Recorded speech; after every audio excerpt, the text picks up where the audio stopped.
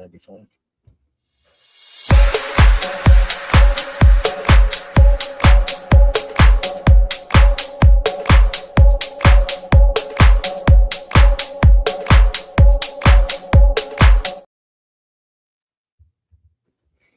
Game 1, Spurs Knicks, NBA Finals in the books. And unfortunately, your silver and black, they lost. Losing to the Knicks 105-95, are now down 0-1 to the Knicks in the 2026 NBA Finals. Welcome to a live show of Spurs in Focus right here on YouTube, iTunes, Spotify, Amazon Podcasts, YouTube Music. The list goes on and on. Don't forget to check out the Substack, Spurs in Focus Substack. Go find it, Google it, subscribe right now. We appreciate it. My name is Jeff Garcia, longtime Spurs writer in San Antonio. And thank you for making Spurs in Focus your first and only spot for all things San Antonio Spurs. Every time, every day you need to talk Spurs or watch Spurs or have some discussion about the Spurs, you come here to Spurs in Focus. Gentleman next to me is Mr. Rudy Campos. He is with the Sports Answer. He is on X at the Sports Answer. You want to follow him right now. And Rudy, first of all, I want to say that damn Corgi called it again. That stupid Corgi picked the Spurs to lose in game 1, and that dog was right again. Now, unfortunately, yes, Spurs fans, your Spurs got the L. And look, there's a lot of reasons why the Spurs got the loss. You can say from not playing to their standards. Was there fatigue? Who had more dog in them? Who had more of a clutch gene in them? Was it Fox not rising to the occasion? What happened? Did they go away from Champagny? There's a list that goes on and on. We're going to get into our 3 specific takeaways in just a few minutes. Then we're going to get into Rudy's, as I mentioned. Then we're going to go to turning point, standout stats, standout players, and then you guys, a lot Spurs in Focus fans. We're going to be watching your comments. Rudy is. He is the czar of the comment section. And so make sure they are good, because Rudy's going to be monitoring them the whole show. We might be a little bit on warp speed tonight. Rudy will let me know if we need to ease up on that or not. But if you feel it going a little bit fast, just something kind of came up. So we got to kind of kicking things into hyperdrive and let's enter the Millennium Falcon and talk about our takeaways. First of all, Rudy, my first big takeaway is throughout the playoffs, especially during the OKC series, we saw the Spurs come out and punch first. Big leads to start games. I'm talking 10, 15-point leads, from about game 3 of Western Finals to game 7. Game 1, I didn't see that fire. It was the Knicks that had the fire. It was the Knicks that came out storming. And sure, the Spurs made a comeback and they took a lead. As a matter of fact, everybody, the Spurs had a double-figure lead. I believe it was the largest lead of 14 points, and they blew it. You saw bad turnovers. You saw silly fouls, i.e., why did De'Aaron Fox have to shove OG Anunoby towards the end of the game when the game was still on the line? That kind of swung the game. The little things popped up. Who had the more hustle efforts? The biggest hustle effort I saw was it was a high rebound, and the shortest guy on the court, Brunson, was able to get the rebound, tap it back out to his teammate. It swings back to him. He hits a 3-shot. Game. I mean, it was just like that, Rudy. So I want to start off with the Spurs didn't come out with that fire. It was the Knicks, and the little things caught up to San Antonio. And sometimes, Rudy, it's the little things that matter. And unfortunately for the Spurs, although they had some juice for a good chunk of the game, they just ran out of steam towards the end. Your thoughts? Yeah, I mean, honestly, the first quarter was 27-19 San Antonio at the end of that first quarter. Spurs did win the first quarter, something that you and I had talked about, so they got to get off to a quick start. They just didn't have that same energy, I guess you saw in OKC and those wins, as well as Minnesota. And man, I mean, could it be, when we got enough to a slow start? Could it be Fox having some struggles? I mean, it could be pretty much anything. The Knicks just, I mean, they just were ragged, man. They came in, they were, they just came in. They knew what they had to do. They had to get at least one of these games going back to New York. Unfortunately, it was game 1, but there's really a whole lot you can point to. I mean, the fast start, would it have helped if they got off to a fast start? I don't think so, Jeff. I mean, you're talking about a Knicks team that came back from 22 down against Cleveland to still get, to win game one in that series. It just seemed like no matter what the Spurs did tonight, whether it be early in the first quarter, all the way to the end of the game, the Knicks had an answer times two for everything San Antonio did. So we can go into a basket and throw all the cards in there, and whichever one we pick is going to be the, a reason why the Spurs lost this game. But a quick start. Hopefully you get a quicker start in game two. Spurs did everything right in the first quarter. I mean, there's no lie. They did everything right in the first half. If we're honest, they did everything great.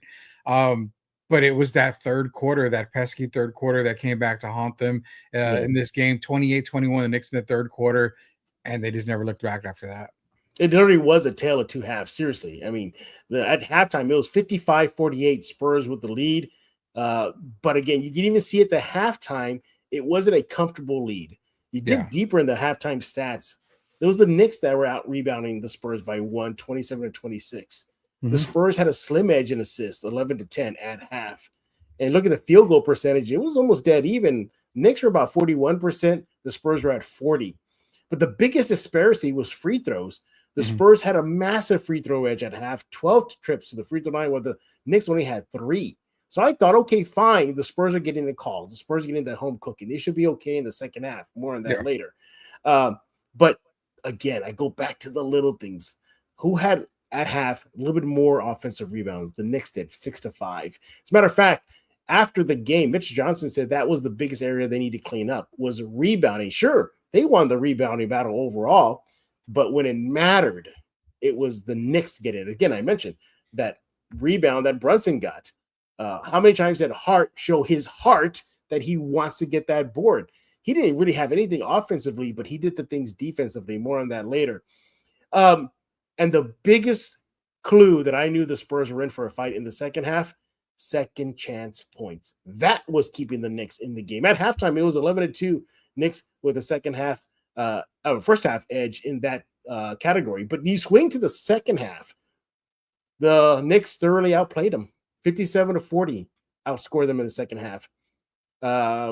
Again, they lost the rebounding battle by 6, 28-22, but it was what happened in that fourth period. In that fourth period, the Knicks, again, were just getting those offensive rebounds too. They were just key for them. They had 3 steals. Again, those effort kind of plays. Again, points off turnover in the fourth period. 6-0 edge to the Knicks. The Spurs, I just feel like they went away from what was working. Why did they stop going to Harper? Harper was torching them in the first half. I mean, he was playing like he was going to be the savior of the night, that he might get votes for finals MVP. I mean, the kid was just cooking Knicks. He was really not really a factor in the second half. You look at Dylan Harper in the second half, just 4 points, 2 rebounds. He was a -17 and he played 11 minutes.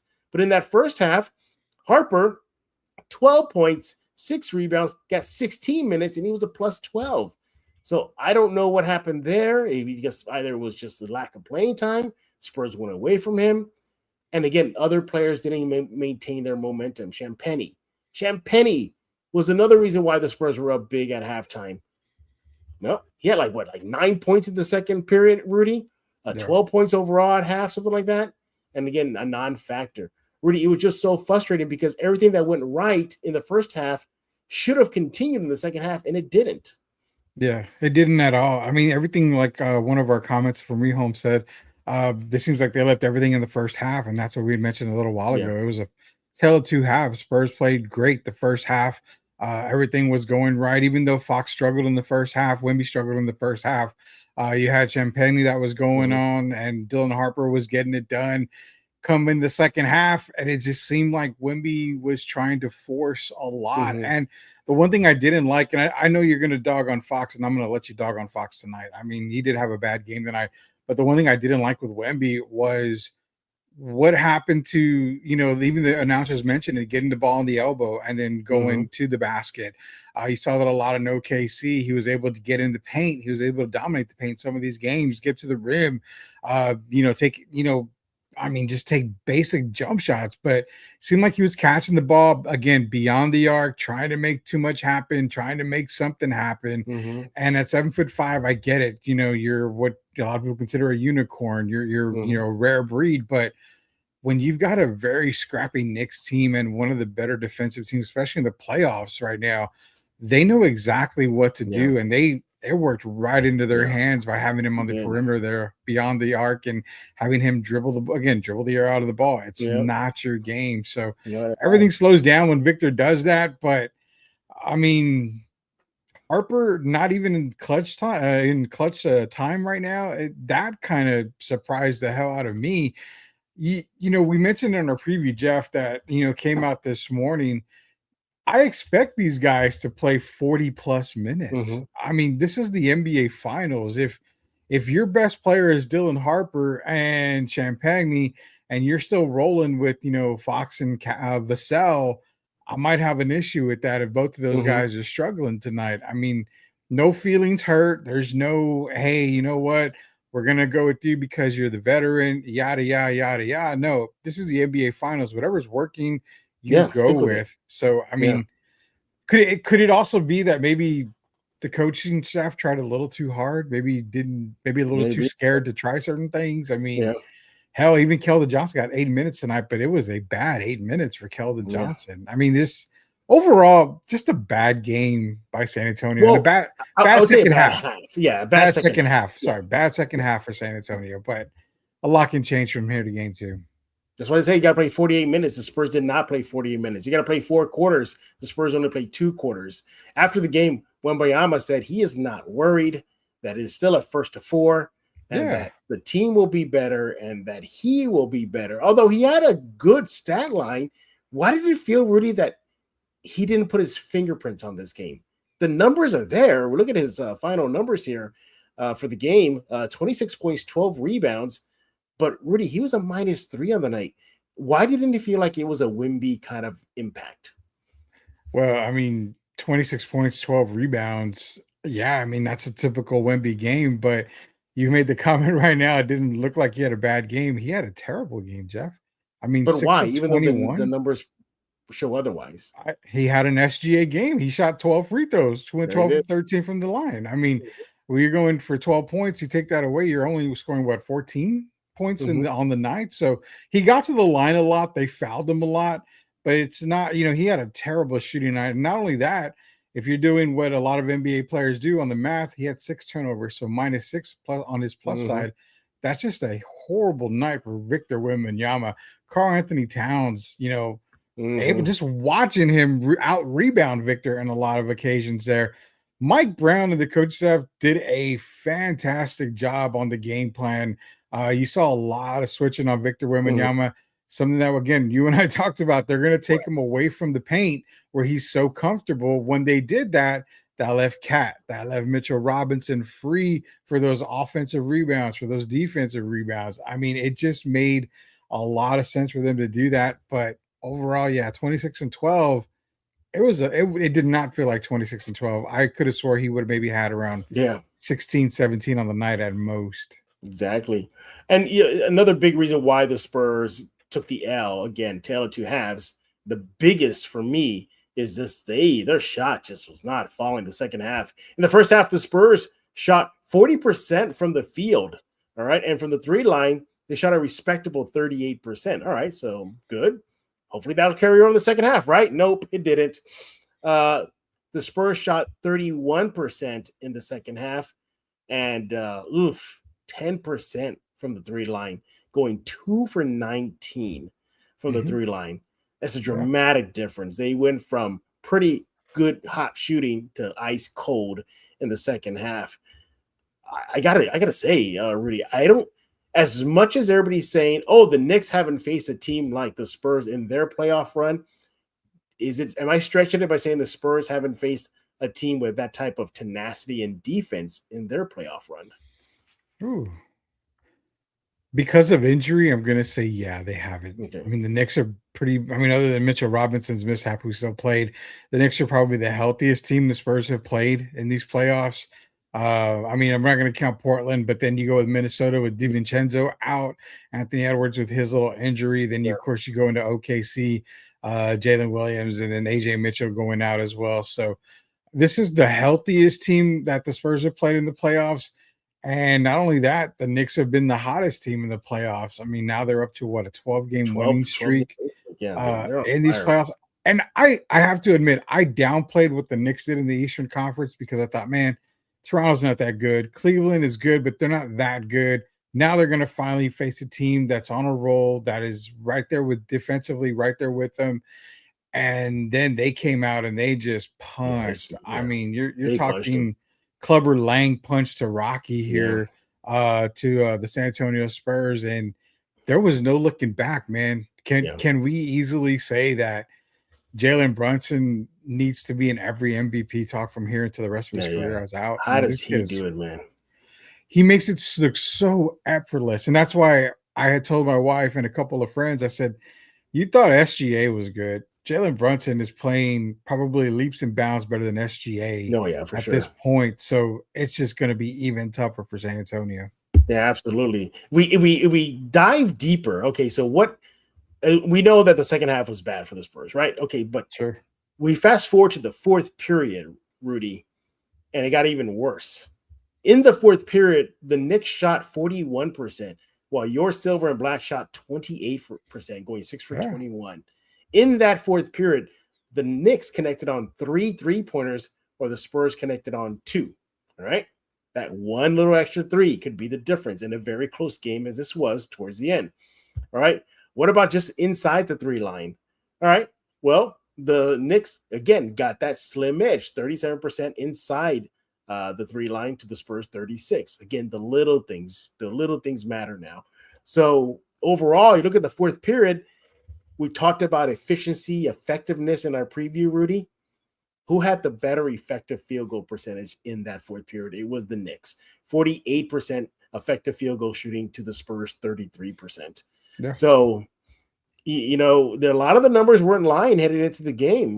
One thing that me and Rudy highlighted in the preview was one of the biggest strengths that the Knicks have is throughout the playoffs, they are more efficient and more effective shooting. We saw that in that fourth period.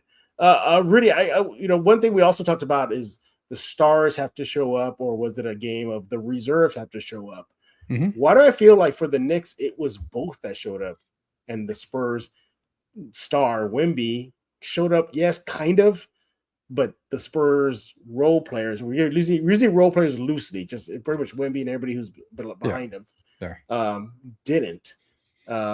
Should we start off with Fox? I know he's your boy, man, but I don't. He may be my boy, but he did not look good at all in the game. 38 minutes, only 7 points. I mean, I know you and a lot of people like to look at the plus and minus. He was a +2 on a positive. I mean, I guess you're going to look at that side. You're really looking for any little positive thing to back up his boy. No, not at all. I mean, 7 points, man. He really, really struggled tonight. And I'm not going to even say, the high ankle injury that he had. I'm about to say, are you going to give him a pass? Are you going to give him a pass? No, absolutely not. I mean, 7 points, 3 of 13 shooting. A lot of his shots were inside the arc, and he got to the paint. He just missed a lot. And it seemed like it wasn't just him. Stephon Castle would get to the basket, and he would throw up a shot in the paint, and it would come up short. A lot of players, even on the Knicks side, they were short on a lot of jump shots for some reason in the paint. But Fox, for one, he had 4 rebounds, 5 assists, 3 turnovers, and a steal. But just uncharacteristic fouls by De'Aaron Fox tonight. I mean, that last one on Rudy, what were you thinking? Because the game wasn't out of control yet.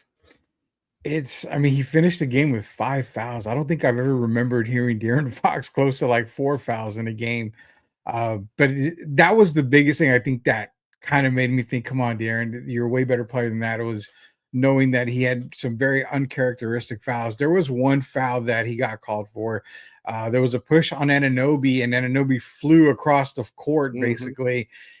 I mean, come on. OG Anunoby is probably one of the strongest guys in the league, and De'Aaron Fox throwing him that hard or pushing him that hard and that fast, it made no sense. But nonetheless, he doesn't get a pass, man. Again, 3 of 13. If he knocks down maybe 3 of those shots that he had in the paint that he normally would make, I mean, you're adding another 6 points. It's a lot closer game. It could be a difference of a turnaround.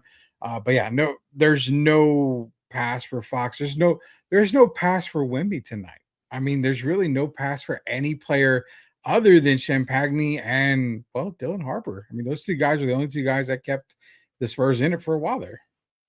Every single Spur, with the exception of Keldon Johnson tonight, okay, and De'Aaron Fox, were in the minus and the plus minus. Your biggest offender was Devin Vassell with minus 13 on the night. 9 points, 9 rebounds, 3 assists in 36 minutes. He went 4 for 11, 36% shooting. Yeah. And the guy that I picked as my key player in this series, Keldon Johnson, well, just 3 points in 8 minutes. Remember what I told you? He had in the 3 games previously against the Knicks, he had 19, 3, and 3. And look at what he did tonight. 3 points. Yeah. That's why we couldn't really pick him as a key player, or for me, a key player, because the inconsistency against New York was there. I didn't expect Keldon. Like I told you on the show, it's kind of hard to expect you're going to get a Keldon performance because of the matchup. I don't think he matches up with New York very well. See, I'm a little surprised by that because New York is a physical team. We saw in game 1, and Keldon likes to play physical. I thought it'd play right into his hands, but he bullies teams, which is great. He's a bull. He's like, he's a ram. He comes in and he bullies the teams, gets to the basket. But when teams are physical back, he tends to rush. He tends to get a little bit quicker. That's when a little bit more of his mistakes come. So this is a job for Mitch Johnson and the coach staff to see what kind of position they can put Keldon in. Because there's a lot of times he's on a fast break, Jeff, and he's just, you know what, I'm going to put my head down and I'm going to get to the basket. Yeah. And against the Knicks, it's just not going to work, man. They've got so many guys on defense that are so smart that can outwit and outplay Keldon Johnson and other players for that matter as well. So, I mean, yeah, I didn't expect Keldon to have a really good game. And I said it before, I don't think he's going to have a really good series at all.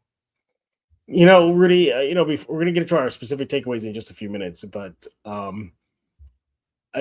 you look at production, which team had more production for their star.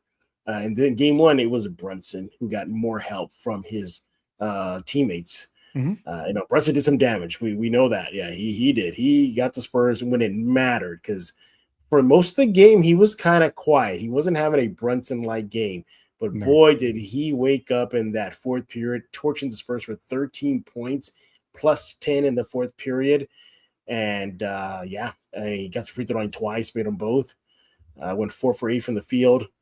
But beyond that, though, you just look over overall, Karl-Anthony Towns chips in with 18 and 12. He was a plus 14. Anunoby, 17 and 3 rebounds. Josh Hart, I mean, that's how Josh Hart epitomizes what it means to wanting to win. Who wants it more? He only had 3 points in the night. But Rudy, he had 15 freaking rebounds. He was a plus 22, the highest for the Knicks in game 1 in 26 minutes. Brunson had 30 points. Mikal Bridges, 9 points, and Landry Shamet with 13 points. McBride chipped in 6, and Jose Alvarado had 7. Overall, and by the way, Mitchell Robinson, even he played banged up. He had 6 rebounds on the night. It just felt like Brunson had more help with his supporting cast than the Spurs. What do you think? Yeah, absolutely. I mean, the good thing about it is, like we talked about before, with Mike Brown putting Karl-Anthony Towns in a different position. Now, instead of him being a focal point, instead of him being, I need to score this, I need to do this, Mike Brown basically told Karl-Anthony Towns, hey, you need to be more of a facilitator. You need to be, more of the guy on the top of the key making the plays happen. And that's something that Karl-Anthony Towns has definitely bought into, made life easier for guys like Jalen Brunson. Also with OG Anunoby, Jalen Brunson had a ton of help tonight, man. One of the guys that I mentioned was Josh Hart. I said he's going to be one of the guys that could kill the Spurs. Literally and definitely not on the offensive side. I did say if he starts knocking down that 3 ball, it's going to be hard for the Spurs to win. But forget the 3 ball. If he's going to rebound like he's 7'4", then it's He going to played be like hard it. for the Spurs to win. He had the most rebounds out of anybody tonight. Yeah, even I think more than Wemby. even more than Wemby. He out rebounded every player on the court tonight. So if you're going to get that kind of performance from Josh Hart night in and night out, it's going to be a very, very long series Yeah, for the San Antonio Spurs. But you're right. I mean, Landry Shamet, another guy that we highlighted, if he comes in and starts knocking down that three ball like he has been in the playoffs lately, there's no answer for that. There's no mhm. answer. You kind of put your hands up in the air and say, what is there? What are we supposed to do? He gets hot. That means we have to kind of lay off of Brunson a little bit. Brunson gets going. Once we shut him down, you Yeah, have OG Anunoby. You've got another guy that can come in. So right now, Mitch has to really figure out what the best scheme is. And I believe him and Sean Sweeney will be able to get it done. But you really, if you don't, you don't have an answer for Brunson. There's no doubt about that, but you've got to have an answer when it comes to guys like Josh Hart, OG, Landry Shamet. I mean, we didn't even see Jordan Clarkson, but for 6 minutes. But I if he know. gets going, that's another guy that can kill you. So yeah, it's going to be a lot, and the Spurs have to not only deal with Jalen Brunson, they've got to deal with a plethora of Knicks players. Yeah, I want to go back to the Spurs now because kudos to Wemby. After the game, he did say that he needs to play better, and he's right. He does Yeah, need to play better. I need to see a little bit more aggressiveness out of him too. Second thing too, and I want to get your thoughts on this. He also said it sure. was the Spurs that gave away the game one. Do you think it was the Spurs that gave game one to the Knicks, or the Knicks got game one? To me, it feels like the Yeah. Knicks got game one. So I mean, let's just put it out there. The Knicks did not play very well tonight. I Okay. mean, as great as they looked on the court, this was not the Knicks' best game at all in the playoffs. I mean, they in this 12 game run that they've had, this is probably their worst game, Yeah, and that's probably. Yeah. they came out with a win. So I would say that Wemby does see something, and I kind of agree with Wemby that the Spurs did give this game away. Again, they started off the first half relatively hot. They left it in their locker room when they came out of halftime. They could have easily made the adjustments. Kind of seemed like they were forcing, a lot of their shots, trying to get. It seemed like they expended more on defense, trying to stop Brunson and Cat and all these guys. That fatigue kind of maybe caught up to them towards the end. So the offensive side was just kind of, let me jack up a shot, let me jack up a Mhm. three.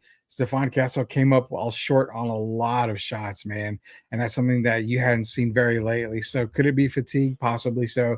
But I think for me, more than anything, the Knicks did not play well. The Spurs basically gave this game away. I do agree with Wemby on that. There was some Mhm. turnovers at the end of the game, including Wemby dribbling it off his foot. I Yeah. mean, at the last seconds of the game, Yeah. it was uncharacteristic turnovers by San Antonio. So yes, I'm siding on Wemby on that. Um, it was just a frustrating loss because the Knicks, you could see a little bit of that rust in them throughout the game. They've been away from the court for a while. After the game, Mitch Johnson said it was not fatigue at all that got to the Spurs in game one. So he put an end to that discussion. But if there you take solace, everybody, is that throughout this playoff run for the San Antonio Spurs, they have shown resiliency to bounce back after a loss. The only where we started doubting that was those back-to-back losses to OKC in Mhm. the West in the conference finals. But a large part of this playoff run, the Spurs have proven to rebound after a loss. So we'll see what happens in game two. But that's for a later date. We're Yeah. looking at game one right now with Mr. Rudy Campos of the Sports Answer. He is on X at the Sports Answer. You want to follow me on X at Jeff G Spurs Zone. Now, before we take a break, let me show you my big takeaways from game one loss. Your San Antonio Spurs, oh man, got that L, man. Yikes, yikes, yikes, yikes, yikes. Let me go put it up on your screen here if I can find it because I got so many graphics I got to show you. But of course, the one that I want, I can't find. There it is. All right. Rudy, I'm going to put us up on the screen here for you. Get your thoughts on it. And here we go. I think New York has the clutch gene. Saved you about Mr. Fox, the clutch player of the year. I think in a close game, if there's another close game in this series and it's crunch time or clutch time, I'm going to go with the Knicks. I think they just show that they have a better clutch gene. The game was on the line in game one. The Spurs were not getting crushed. The Spurs were either ahead or behind. When they're behind, they were not behind by much. maybe like 5 points in the clutch. All right. But I think New York just had a better feel for those moments where the hands are sweating more, where the rims looking smaller. The Knicks showed they have the better gene for that. Controlling the boards. Again, I know the Spurs won the battle of the boards, all right? But at the same time, it just felt like when a guy like Hart out rebounds most of the Spurs players, that's not a good thing. And you look at just the offensive rebounding. For me, that's what it was. In the second half, the Knicks had 4 offensive rebounds, but they capitalized on that. The Spurs had 9, but I didn't really see anything to go in for them as well. So I want to see them control the boards a little bit more. I need to see a bigger edge versus the Knicks in game 2. And the New York Knicks second chance points killed the Spurs.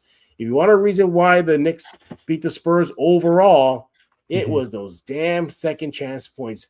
The Knicks had a whopping 23-14 edge in second chance points. Spurs just couldn't recover for that. Obviously, they came up small when it mattered, but second chance points really did some damage. Rudy, your thoughts? Yeah, I mean, the clutch gene that you put for number 1, I mean, there's not only one clutch gene on that player. That's Jalen Brunson, man. I mean, the guy cold as ice, and if there's ever a player you would maybe want in winning time, it's probably him right there. Not only that, I mean, guys like we mentioned, OG Anunoby, Landry Shamet, these guys can hit big shots at big moments. Mikal Bridges has proven he can hit big shots, but yeah, the clutch gene, if it's a close game, you almost have to side with the Knicks on that one because they've got probably one of the best closers in the game right now in Jalen Brunson. And the boards, it's very interesting you brought up the boards because, I mean, we're not gonna dismiss the fact the Spurs did win the rebounding battle. They did.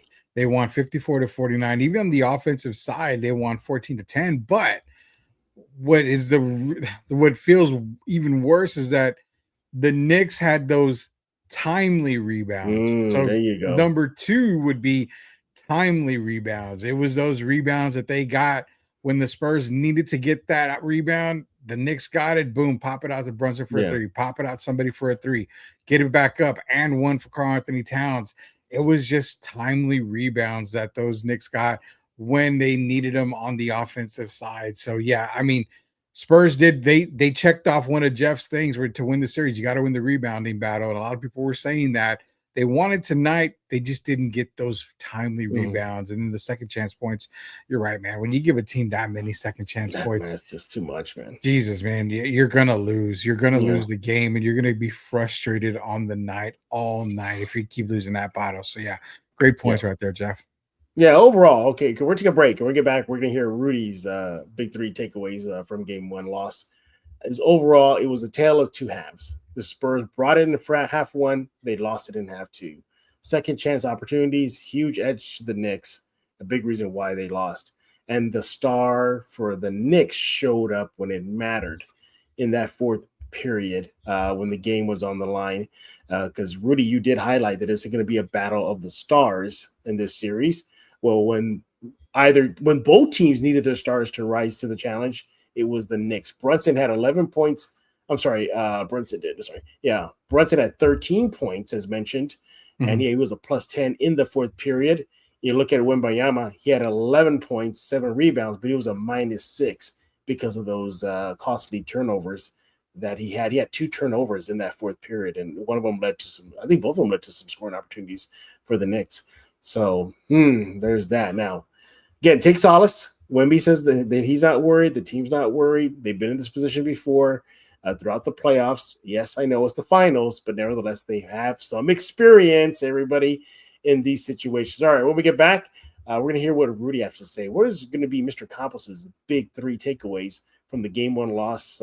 Your San Antonio Spurs are down now 0-1 to the New York Knicks in the NBA Finals.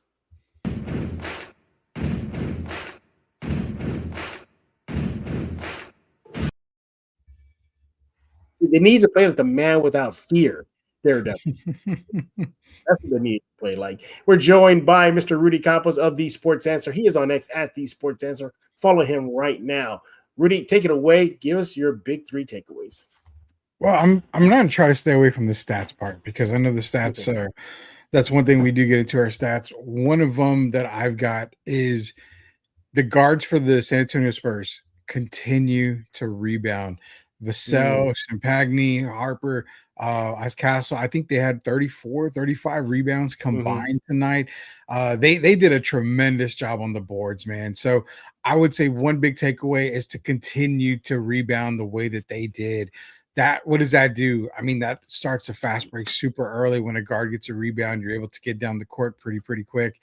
You've got to continue to rebound the ball. That way you can out rebound the Knicks in general. Helps keep Cat off the boards as well. mhm. Maybe get him an over the back call here or there. Makes it tough for him to get the ball, and it actually helps out Victor a whole lot under the board. So, yes, rebounding number one for the guards is my big takeaway. The other big takeaway is this, man. Coach staff needs to quit playing with fear.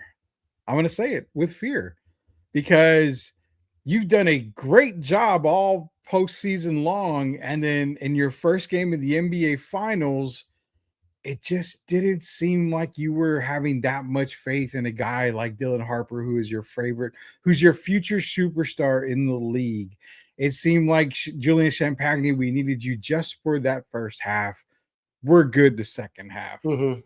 Got to keep doing what's working for you. I know the Knicks are going to make a run. They're going to make a huge run, Yeah. and it's going to start with Brunson.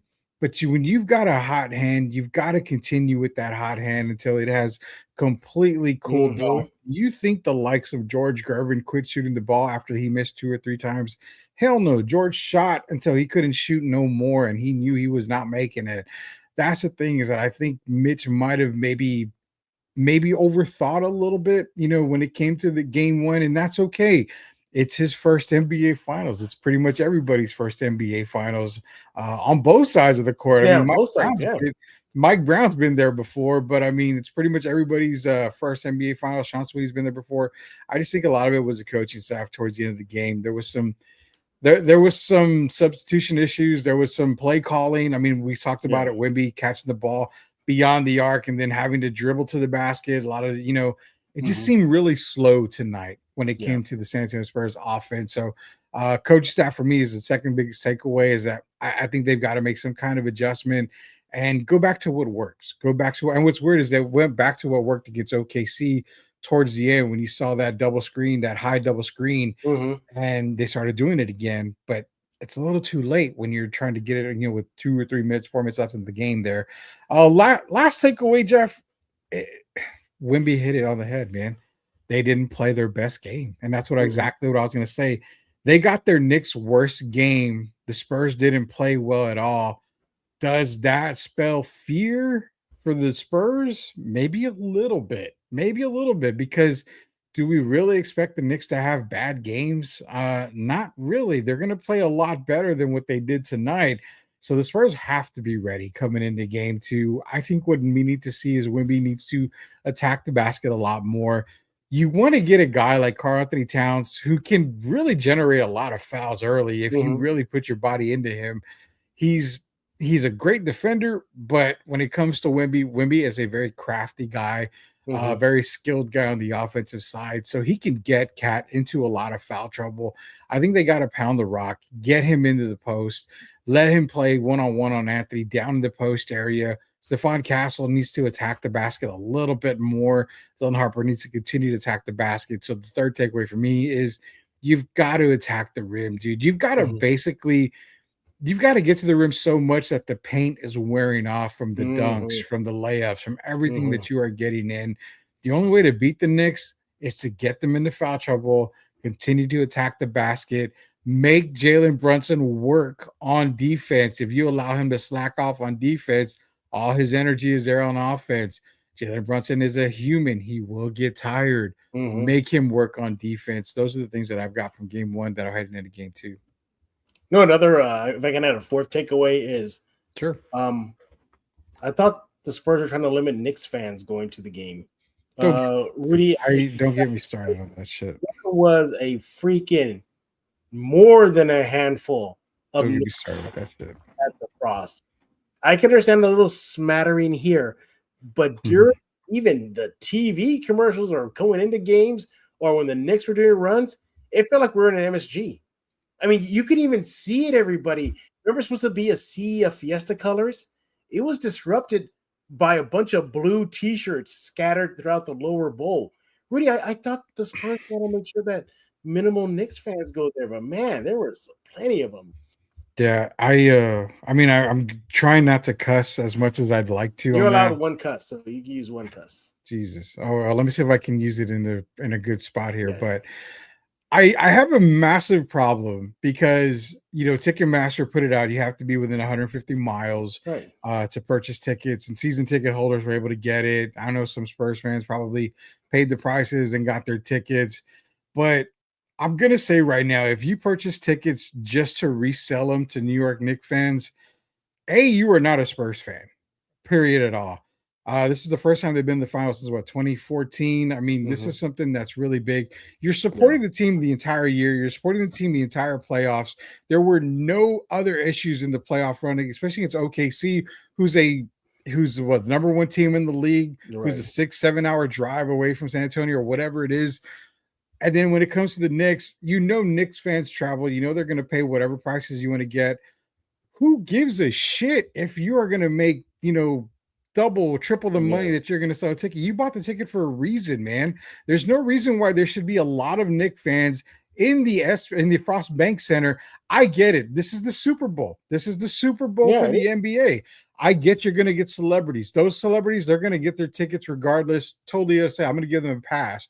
But when it comes to Knicks fans behind the bench, when it comes to Knicks fans along the sideline, on the end lines, everywhere, I mean, it was driving me crazy to know that Spurs fans decided I'd rather take the money than go to the game myself. Spurs, Ticketmaster, everybody, you got to do a better fucking job on this shit because this is getting out of hand, man. When you have more MVP screams for Jalen Brunson when he's on the free throw line than you do for Victor Wembanyama, that is a huge problem in your own arena. Do you expect Spurs fans to be in MSG when they go back to New York? Probably not. That's a pretty penny. It's worse than here. Not only that, but Knicks fans are not going to sell their tickets in NBA final competition. They're not stupid enough to sell their tickets. They are diehard fans. So for you fans out there that decided to sell your tickets, you're not a diehard fan. Stay at home. Congratulations that you got your money. Go buy your freaking car. Go buy whatever you want with it.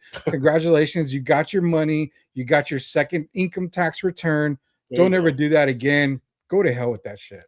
There you go. Way to go, Rudy. Yeah, you tell those Spurs fans that sold the tickets.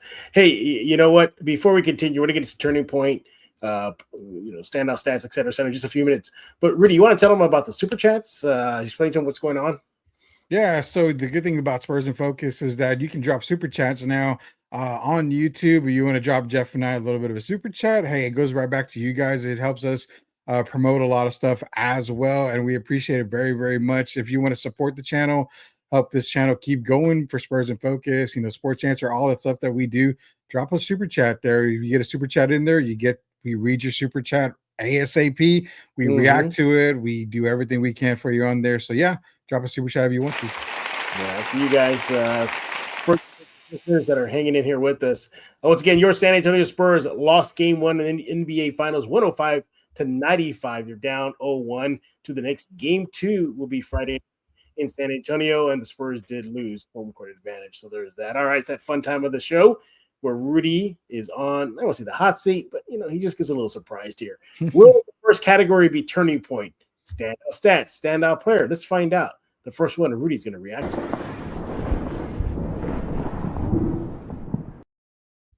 Ooh, standout stat. Man, I can go a whole different ways. I bet you can. I know where I'm going, so let me see where you're going to go with this. Standout stat is not so much of a stat. It's basically rebound, but it's the timely rebound. That was the stat that I've got.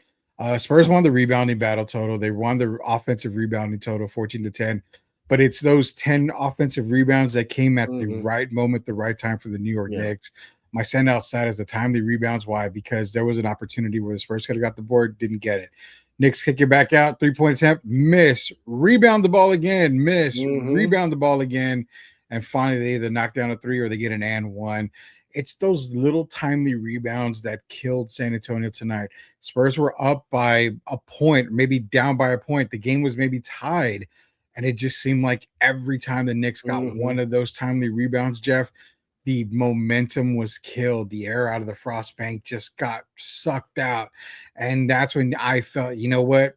This is the Knicks game. They're probably not going to lose this game because they're just getting every little timely rebound.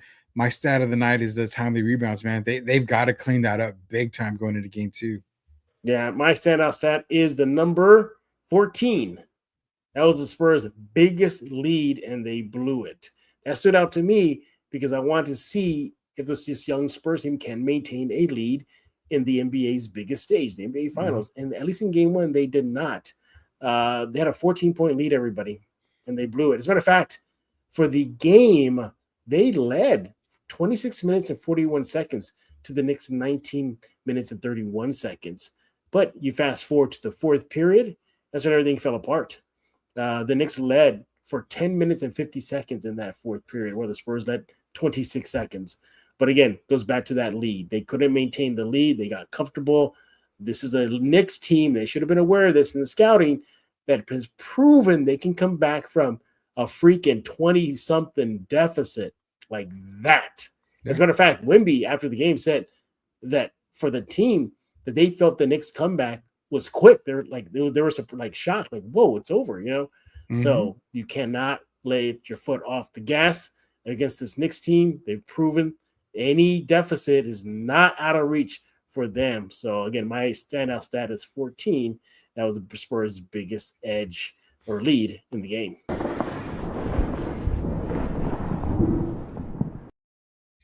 Or you want to flip a coin because there's only 2 standout players on the night. I'll go with Dylan Harper. I mean, you know, the kid came out, played with a lot of heart for his first NBA Finals, first playoffs. I mean, he's a rookie. We had 16 points tonight, 8 rebounds. Yeah, he was a -5 on the night. But, I mean, again, I don't really look at the plus or minus a whole lot of times because Dylan was playing really, really good. It wasn't his fault that, you know, they may have lost the lead at the time. It was due to other players. But 1 assist, 1 turnover only, 1 steal. Really, really took a beating on some drives to the basket. Didn't really flinch, didn't blink an eye. He just kept on going. Played some really good defense as well. I mean, it almost feels like you start with Fox, and if Darren is off to a very slow start, you just kind of sub in Dylan for a longer period. Make Fox maybe that six man off the bench, basically, but not doing it, you know, taking away a starting spot. But I think you should be able to get Harper some more minutes in game 2. 28 minutes is a lot, but I would have rather had him to get that 35, 36 minutes. It could have been a big difference for them, you know. And yeah, you if he's getting torched by Brunson, who the hell is it? Everybody's getting torched by Jalen Brunson, so not a big deal. But Dylan Harper is my standout player of the night. He just deserves to be on the court a whole lot more. And I checked the mail, Jeff, and I still haven't got my card from you saying that I was right about Harper 2 years ago. Yeah. Oh, well, you're gonna get it now. Good job, Rudy. You did well. Picked him right. I'm gonna go with this guy for my standout player. I mean, De'Aaron Fox. No, yeah, exactly. Yeah, I thought you had to go with the. If you're letting me go with the Knicks, I could have gone with the Knicks. I'm trying to go with the Spurs. I just say game 1 standout players. I don't say Spurs standout players. This is the kick in the balls you give me from time to time here. I'm not hiding anything from you. I just say game 1 standout players. That's all I said. I got to go with Brunson, man. I mean, he. What more can you say about this guy? And you're right, Rudy. He should get a lot more attention for NBA MVP. Yes, a lot of the accolades for what he does. You know, and I know this is a Spurs in focus show, but you got to be real. That guy you see on your screen, he was a big problem for the Spurs on the night. 30 points, 3 rebounds, 2 assists in 37 minutes. Fast forward to the fourth period, 13 points, and again a +10 in the fourth. In the clutch moments, he had 5 points in 4 minutes. He just did it all for the Knicks. So he is my standout player. I know everybody's Spurs in focus, but he shot bad from the field. I think about that. Fine. That's fine. No, 30 points out shooting bad. That's crazy. But what about when it mattered though? No, It no, no. mattered. I'm not dogging him. I'm not dogging him. I'm just saying he had 30 points on a bad night of shooting. Imagine if he was shooting a good night. You're talking about 40 plus, maybe 50 on the night. Yeah. I mean, what was he? 10 of 22 from Jeez. inside the arc? Yeah. That's a bad shooting night for Brunson. But if he goes on one of his normal shooting nights, Jeff, Mm-hmm. it's 45, 46 on the night. I mean, Yeah. that's why I said the Knicks played bad tonight, and Yeah. that's scary. That's very And scary. that's the thing too. It's scary for both sides if you think about it. It's scary for the Spurs. Like, man, the Knicks didn't play well, and they still got the win. And then for the Knicks, you're like, okay, that Spurs team, they didn't play well, but they kept it close for a good chunk of the game. So game 2 is going to be very, very interesting. All right, let's get to our final category.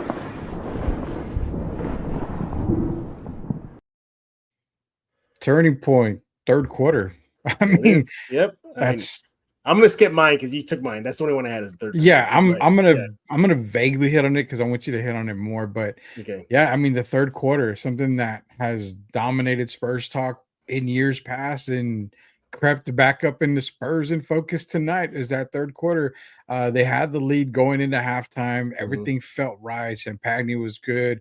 Harper was well on his way to probably a finals MVP. I mean, it just felt like the Spurs had it in the bag. There was no wrong that they could have done. They did everything they could to Jalen Brunson. They understood Cat was getting his, but everything just felt right. And then the third quarter happened, and boom, it was night and day. So, yeah, the turning point for me was the third quarter. Hopefully, they come back out in game 2 and finish 4 quarters.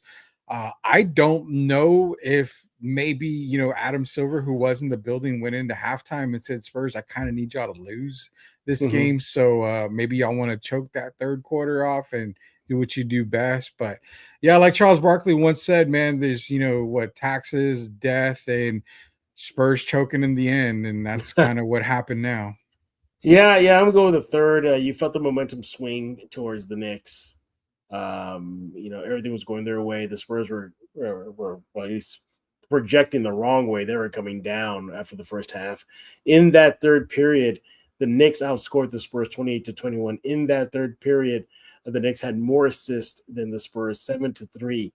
They outshot the Spurs 44% to the Spurs 35%. They got to the line just one more time, 7 times. But you're looking at other key areas. They tied the Spurs in offensive rebounding. They actually had more blocks than the Spurs, 3-0 in that third period. Minimal turnovers. They only had 1 to the Spurs 3. And again, points off turnover, edge to the Knicks 5. Second chance points, edge to the Knicks 5-4. And in that fourth period, the third period, excuse me, you just saw the momentum swing towards the Knicks.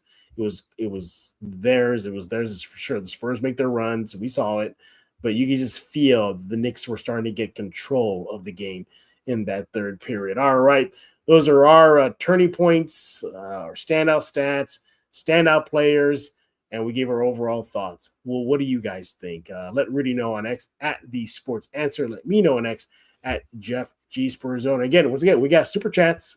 So if you're feeling generous and kind tonight, you know what to do. Hit us up with one. Rudy, it's time for the Spurs and Focus fans to take over. You've been monitoring the chat room. And by the way, I've been noticing some knuckleheads pop in, so I've been kicking them out. So just be worried about that, Rudy. So no, I got them away, all, man. I got them all out too as well. Joel's in here. Texarican, who's always a part of the Spurs and Focus. His first question is this the Knicks' best punch? No. And yeah, I don't think so. I think we've said it quite a few times tonight how this was the Knicks' probably worst game in that 12-game winning streak. So I really feel that they're going to probably come a lot stronger than they did tonight. So the Spurs need to be ready. Zoe is saying hi. Says, next question, is Jalen Brunson a baller or what? That he is, man. He was my standout player for the night. I mean, 12 of 31 from the field, Jeff. That's it's not a matter. It's about how you finish the game, man. And he finished it in the right way, man. So that's an SGA stat line, except you would see maybe 12 free throws. Jalen Brunson shot 4 free throws on the night. But hey, let's give also credit too. I mean, sure, Brunson did a lot of the damage in a clutch time, but there was a guy next to him, OG Anunoby. We didn't even talk about him. In that fourth period, Yeah. he was right there with Brunson with 12 points and 1 rebounds, and he was a +5 for the Knicks. So again, Brunson had help. He had a lot of help tonight. The Knicks wanted it more tonight, definitely. Yes. Rehome says, "Man, we left everything in the first half, it seems." Yeah, it's Yeah. pretty much tale of two halves, Rehome.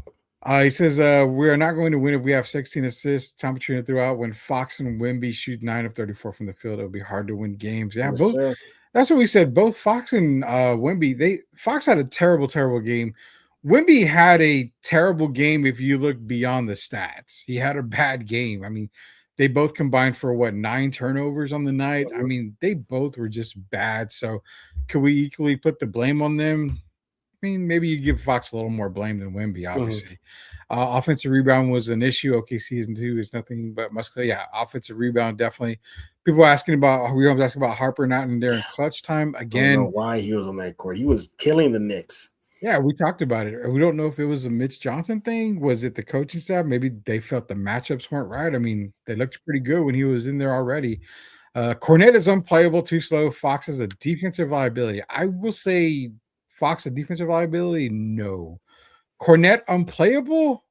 No, I don't think he's unplayable. He's not unplayable, but Karl Anthony Towns can definitely beat him off the dribble. So there's got to be something that we got Mhm. to figure out there. Tim Gonzalez says, "What's up, guys?" Says, "Agree with the comment." Luke came in and they attacked him right away. Yeah, they did. Everybody, Yeah, everybody saw that but then red again, flag. everybody does that. Every time Wimby's out, and they just They whether attacked it the was the rim. Thunder, the Blazers, or the Wolves, they attack that paint. So I don't think that's really much of a surprise. Yeah, it says it looked like the Spurs players were a little nervous down the stretch. You think maybe not fear, but maybe the youth came into play towards the end. There's more veterans on the Knicks side. We have I to think admit the Knicks that. I think the Knicks outplayed them. They Yeah, did. All yeah, right. down the stretch. Yeah. Three starters played bad. Wemby, Fox, and Vassell. Vassell was one of my And key guys. wait. I go back to my comment there. I bring that up because again, what epitomized that for me, Mhm. again, was that key rebound that Brunson had towards the end of the game, where he kind of rebounded and batted it back out to the OG, and then OG swung it to Brunson, and Brunson hit that three. So Yeah. those again, you see That's those type of out hustle plays that the Knicks did to the Spurs. that's a 5-point turnaround at Mm-hmm. least right there. Wemby, Fox, Vassell played bad. Brunson was amazing. We cannot hate on So I his said you game. can't hate on his game, man. Love Brunson, y'all. Dude is good. The fourth quarter was really, really bad for the Spurs. A lot of shots were rushed, no offensive movement at all. That's what I was saying. It felt stale, especially with Mm-hmm. Wemby. Like he's getting the ball way beyond the arc, and it's like, why are you doing that, man? Mm-hmm. You know, you have guards for a reason on the court. Just play the pick and roll, pick and pop if you need to. Yeah. Best way to neutralize Brunson to be attack him on defense. He's not a Yeah. good defender, and that's what we What said. Get him Rudy's been tired. saying. You know, you got to on the defense side make him work because then he fatigues easily when it comes to Mm-hmm. the offensive side. 43 point attempts is ridiculous, and that's what the Spurs had 43. I couldn't believe they were shooting that many threes, Jeff. To be It honest didn't with you, feel like it for the game. It didn't feel like it. It felt like the Knicks were trying to chuck up more threes. it seemed like Castle was junking. How many did he have? Because he took a ton. How many did he He only have? took 5, but it seemed like Castle shot. Every time I This looked, it game seemed was like weird. Castle was having tons of 3-point. Hopper was getting more minutes, or Oh, he he's getting has more to get minutes. more minutes in game 2. I'm telling you right now, what if you want to ask me for game 2, the focus part, I need him to get at least 35 Okay. minutes, and I think the Spurs end up winning that game. Jeff, you had to interview a diehard Knicks celebrity fan on your podcast. Who would it be? Who Ooh, would that's be a good your question. Knicks? Tracy Morgan. Tracy Morgan. Man. That'd be fun. I just You feel want the to take hilarity Spike of it. Lee? I feel like it's been there, done that with him, I forgot. You lived in New York. You probably have had dinner with Spike Lee a ton of times. No, but I did get drunk with Luke Walt. I mean, not Luke Walton. Bill Walton. No way. I have a receipt and everything. Photograph of me and him. Dude, I met Bill Walton twice, and both times it was an amazing experience. Bill Yeah, Walton's it was. always going to be We one. were on near Madison Square Garden on 34th Street, and he was at a bar. I forgot the name of the bar, and he was there on a like a sponsorship thing for Guinness, and the event was over, but Walton invited a select few of us to go upstairs and sit with him and have drinks while he told us stories about his time in the NBA, just basketball overall. But remember, Guinness was sponsoring it, so they just kept coming with drinks. It was on the house the whole night. And so no, like Wobbly and Walton was just going off. Oh man, if I could have been a fly on the wall for that one right there. Every series Spurs has gone at least 6 games. The Knicks have coasted through. Fatigue was a factor. We were up at the beginning of the game, then lost. Hey, they had more rest than the Spurs did. They did. They did. I mean, I'll get you a question in a minute. My stalker's in here, Jeff. This game they seem to be scared. Too many turnovers, not making shots, and then rebounds. What she was trying to say. Jalen said the Knicks didn't play well tonight. Yeah, a lot of people feel that the Knicks didn't play well. I think both sides didn't play their best game. Yeah, the rust wore off for the Knicks at the end of the game. The need to win, and that's very similar to what we saw during the Knicks run. Their game ones always seem weird, and then they just like take off like a firecracker throughout the series. Exactly. Fresh team brushed towards the end of the game. Didn't have it tonight. I think it'll be okay. Let me stop right there because we got a few more in here I want to get to. But do you put a lot of stock into game one after what you saw? Just recap game one. Do you put a lot of stock into this game? Yes. You do? Mm-hmm. Do you think it's a very big focal turning point for the series just after one game? I want to say it's a turning point. I think it just puts me more on guard, more cautious, more. I think if I'm the Spurs, I'm like, okay, yes, it's just one loss. It's first to 4, but it would have been different. If it was a slaughter, then I would have been, nah, the Spurs are in trouble. It wasn't, thank goodness. But I puts me on cautious because I project this series being very similar to game one. And what worries me is the Knicks have a bigger clutch gene than the Spurs do. Yeah, they do. I will give you that. James not afraid to go inside at all. He's not, man. He's not. I don't think any of the Knicks, a few occasions they kind of backpedal when they saw Wemby there. But for the most part, I mean, you saw Cat go at Wemby on the offensive end. You saw Brunson, as you mentioned right now, commenter, that, yeah, he went in. They weren't afraid. And I always wondered, how come teams, just in general, the weakest point in attacking Wemby is trying to cross him up, trying to break his ankles, crossover, something, just disrupt, dislodge him, or start knocking down your high mid-range, and you should be all right. Yeah. They're doing a good job. I think they're going to do a really good job on Victor. We just got to see the adjustment for game 2. I buy very little stock into game 1 because, like you said, and I said, it's a close game. I mean, both teams played bad. I mean, we haven't got their best in game 1. So, needless to say, it's just game 1. I'm expecting game 2 to be like a barn burner, man. I think it'll be fireworks. I think the possibilities of a blowout in game 2 are there, to be honest. See, I don't see it. I see it more of a closer game than what game 1 was. I don't know, man. You know what? We're gonna leave it for the refs. Let's see who's ref. We're gonna do a game 2 preview adjustments show for tomorrow. So stand by for that, everybody. Yeah, this is basically being young doesn't mean you ever get tired. Exactly. Sports. Yeah. I was rooting for the Spurs. They let go of the rope and cost them the game. Young team learning on the fly. Yeah, that's why I think maybe a little bit of the youth came out in this game, but who knows at this point? Catching up to you, bounce back. 1-3 when they wear the Fiesta shirts in the stands. They gotta ditch it. No more. That was fun for a while. Just kill it. Yeah, I was talking about the tickets for the Knicks, and you won't. My stalker says MSG, you won't see a sea of black and silver at all in MSG. Won't. I'm going to bring this up, and I don't have anything against the Jackals. And Matt Gama says the Jackals lost at the edge. He had no chance. I want to bring this up because I don't pick on the Jackals. I really don't care about the Jackals or anything that they do. I mean, whatever. It's a cheerleading group, and soccer does it. Everybody does it. I mean, it is. Soccer does it, and I mean, NCAA basketball. You see it at Duke all the time. Duke Blue Devils. The Cameron Crazies. So everybody has it, but all year, even the playoffs, that group has been ridiculously loud. I didn't hear jack tonight from them. So was it because the Knicks fans were louder than the Jackals? I mean, as hard as that seems to believe, were the Jackals even in the building? No, they They definitely were. They're all over social media right now. So Okay, I'm making sure because it just seemed very weird that hmm the Jackals were not as loud as they normally had been, especially in yeah, an NBA Finals. I mean, yeah, it is what it is. Rudy's cutting the WWE promo. Yeah, it yeah. was, man. Rudy was upset about the ticket thing.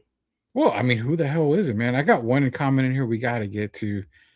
We had some extra ones that came in here. Sure. Wolf Perry, hashtag Knicks. Love that. Love that. I'm the Knicks fans. All right. JG, okay, JG's in here, and he asked this, is still defending Fox today. Now, I'm assuming that's to me. So That's for you. Yep. I will say this: if you go back to the beginning of the show and throughout the show, I have not defended De'Aaron Fox once tonight. I have not. I've said he had a very bad game. Which at what point did I almost defend Fox? About the ankle thing. No. I said, oh, right. No, you said you weren't giving him a pass. I said, there's no pass. Yeah. I don't care if he says my ankle hurt or whatever. It means nothing. Nothing at all. I am putting the blame. Yes, De'Aaron Fox had a very bad game tonight. He had 7 points. You know, he did have 3 turnovers, very costly turnovers in certain spots, very uncharacteristic fouls by him. So, no, I did not give him a pass tonight. I did not defend De'Aaron Fox. So that we had to get that on the criticism. Do you have for the coaching? Oh, Rudy I've given it. Do you have any criticism for him? Yeah, I just think it was poor management towards the end. The biggest one is Harper wasn't out there when it mattered, when the game was on the line. I think he would have been more effective than Fox was. I get why Mitch does that, the experience, that Fox has. But I think you should have just thrown Harper out there because, again, he was torching the Knicks for at least a half. He was. I mean, seriously, they didn't have an answer for him. He had 8 points in a row? Yeah. Timely threes. I mean, it was just ridiculous. But nevertheless, no, I think that was the biggest one for me. Just Mitch, you might want to put in the Rook, man, because he's been balling, man. Yeah, that's why I said I think with the coach staff, it was more of the substitutions, man. I mean, you can't rely on certain guys in certain points, especially if they're struggling. Where is it? Appreciate the honesty. You are very welcome, man. I mean, I am honest on this show. I'm honest on every show. Fox today, airball 2 6 foot later. That's what we said. And when he got in the paint, he just everything was coming up short. Same with Stephon Castle. Shots were coming up short in the paint. It seemed like Wemby was trying to block their shot, and they were, kind of scared of that. And I'm like, what the hell's going on? Will there be an overtime during the series? I sure as hell hope I think not. there will be an overtime game in this series. Is there a Friday game in there? Because if there is, there's one Friday. It's this Friday. Okay, make it an overtime game that day because I can't do during the week where it's overtime games. Yeah, I'm glad these games are a little like an hour earlier than we were during the conference finals. Helps me and Rudy, that's for sure. De'Aaron Fox horrible tell tonight is going on through 38 minutes, 7 points. There are a lot of Fox hate. We talked about it, yeah. By all means, give Fox all the hate if you want, man. I'm not defending him on social media or anything. He had a bad game. Time for Harper to start. You can't do it this late in the season. There's no way right now. No way at all. De'Aaron Fox, what is going on with Fox? I have no idea. Didn't hear Jack. No pun intended. Done. No one said that. That was funny. Almost like they didn't have their legs under them tonight. Those are all the comments we had, man. Right. Hey, well, thanks for all leaving those comments there, and we appreciate it. If you didn't get a comment in, not a problem. You can go to the Spurs and Focus YouTube page, leave a comment there. Maybe we'll reread them during the Game 2 preview. By the way, on deck is going to be our good friend James Espinosa out in Corpus Christi with the Sunday Sports Rush. He'll be helping me preview Game 2. A very good Lord, Rudy. No, I'm not going to go there yet. I'm not going to. Okay, I'm going to go there. Is it a must win for the Spurs? A must win already. I would say so. I don't think I can. I don't think I can truthfully sit next to you and say no. They can go down 0-2 to New York. That's not a problem. No, they can't. The Knicks are not. The Knicks are not OKC. They're not Minnesota. Yeah. They're healthy. They're healthy. You can't give you already gave them some hope, and that's the one thing you didn't want to do is give them hope. But hey, expected them to go 1-1. We expected them to go 1-1 in San Antonio. I know I did. Yeah. The Corgi did. Got to go on 1-1. If you believe the Corgi, the Spurs are winning in 7. So I mean, what's the problem? Yeah, you see me worried? I'm not worried about anything. Till the Corgi's wrong, I'm not worried. Yeah, I know. You see all those competitive animals trying to do the same thing. There was a pug that tried to do it. There was literally a cat that was in a New York Knicks jersey Picking the Knicks, obviously. Which I call BS because if you look at the bowl, there was a treat just in the Knicks bowl. I don't think I ever saw one in the Spurs bowl. So come on, everybody's trying to cash in right now, man. That Corgi took off. Like, when are you gonna do yours? You gotta have your pet. I do have I have two dogs, and one of them's a pug, and she's a little dumb, so I'm not gonna let her do anything like that. My Like other your one's a pug little dumb. yeah, she's kind of a little weird. Like, I mean, she's not like not the Men in Black, but not like the Deadpool dog or anywhere her tongue sticks out The or tongue anything. But hanging out, yeah. yeah, she's just a little like I don't know what she is. And you know what's more upsetting for me too that the Spurs lost? Because today was freaking the early screenings of Masters of the Universe, and I said You no. Have gone to see it. I told you. I said no. I'm gonna watch the Spurs get a win.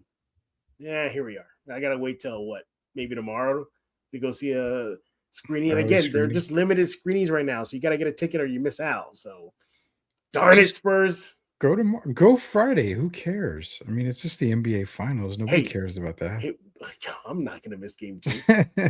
By the way, I found out that through these websites that I'm not going to divulge the whole thing, that Mando and Grogu is already uploaded. I'm going to watch it. You may as well. I'm glad you didn't pay for it. I'm glad you didn't pay for it. Oh, we got an extra comment here. What is the last comment here? JG says Fox couldn't wait to get the ball out of his hands in the fourth quarter. I'm tired of his inconsistency. He has one decent game every 7 games he plays. Good thing we paid him the max. Here we go, Rudy. Sarcasm. You hate the paying the max. I mean, the only thing I've ever said about De'Aaron Fox is that he's a max player because that's the deal that he was promised by San Antonio. He would have got a max contract anywhere else he went. So when he was traded to the San Antonio Spurs understood that he wanted a max deal. They were willing to pay it. They're going to pay it. I mean, he's not getting super max money, and you can best believe that after the deal that he's got with San Antonio, he's probably not going to get super max money or even maybe close to being another max deal. Yeah. So you got to pay your players, man. I mean, people don't realize if you don't use that money, they penalize you. You have to spend the money that you're allocated to on players. So, I mean, yeah, the max deal thing. People always say that. I mean, hell, dude, Luol Deng got a max quadruple max deal, and I mean, this Chandler Parsons. I mean, we're getting more out of De'Aaron Fox than Chandler Parsons ever gave out of his max deal. There's a ton of guys that get max deals that are being way worse than De'Aaron Fox. Yeah, absolutely. All right, we're gonna go ahead and put a bow on this live episode of Spurs in Focus. So again, we appreciate you for leaving a comment, helping us drive this show. Again, Rudy and I, we definitely appreciate it. But yeah, we'll definitely be back tomorrow with the Game 2 preview. Again, James Espinosa is up on deck out of the Sunday Sports Rush. So we'll be talking adjustments. What do we see in Game 1? Well, that's the big question. Is it already a must-win for the Spurs? So much more. That'd be good for tomorrow. Rudy, what is going on with the answer? Yeah, so the Sports Answer, every Friday, you can catch us on Answer Now TV as well as Box Score Studio TV on YouTube. And it's myself, it's Derek Irvin. We're going to break down Game 1. We're also going to talk about Game 2, which would be Friday night as well. So we'll get you guys ready. A lot of NFL news that has come out. So a lot of speculation on whether Aaron Donald's going to be coming out of retirement, something that I had tweeted and texted a lot of people about way before that even came out. So we'll have more info on that this Friday. On the Friday Drive, plus your San Antonio Spurs, New York Knicks preview as well for Game 2. So, yeah, it's going to be a lot of fun. We'll see if we can get Jeff on the show as well, maybe to do a little bit of the breakdown. I'm looking forward to it too. Yeah, well, that's all I'm San Antonio applauding the Sports Answer. Other than the Jackal. Check out the Sports Answer, or better yet, just follow Rudy on X at the Sports Answer. That's the best way to do it.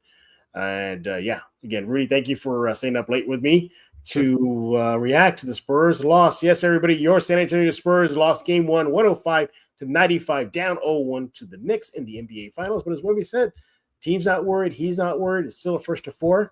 So the series is just beginning. And, we appreciate y'all as well staying up late with us. And don't forget, thank you for making Spurs in Focus your first and only spot for all things San Antonio Spurs. This should be your first spot. Not all those other shows you see on YouTube. Unsubscribe to them. You want to just come here to Spurs in Focus every day, every time you want to talk silver and black. Don't forget to subscribe to the Spurs in Focus Substack. It is completely free. Just Google it, Spurs in Focus, Substack, and then sign up, and you're in. Subscribe on iTunes, Spotify, Pocket Cast, Amazon Podcasts, iTunes, and YouTube Music. You just subscribe, especially on YouTube, to Spurs in Focus. That's the money spot. That's the sweet spot you want to go to. Again, subscribe on YouTube, Spurs in Focus. Yeah. Rough night, but the Spurs, we'll see what they got in game 2. So for Mr. Rudy Campos, I am Jeff Garcia, and now you're in focus with Spurs in Focus.